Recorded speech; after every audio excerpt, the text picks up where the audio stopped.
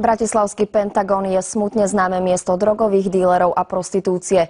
Školy v jeho tesnej blízkosti sa však proti tomu snažia bojovať. Napríklad už aj malí školáci sa učia, ako im môžu drogy zničiť život. Svoje poznatky potom môžu odovzdávať rovesníkom. Na základnej škole v Podunajských Biskupiciach pochopili, že deti sa potrebujú učiť aj o tom, čo môže ohroziť ich zdravie, ako napríklad drogy. Neriešime tu problémy s drogami a napriek tomu si myslím, že je veľmi dôležité robiť túto agendu proti drogov. Súčasťou mimoškolských aktivít pre deti nie sú len tanec či spev, ale aj interaktívne protidrogové prednášky. Tá posledná školákov mimoriadne zaujala. V pondelok si dáš heroín, útorok alkohol, v stredu amfetamín.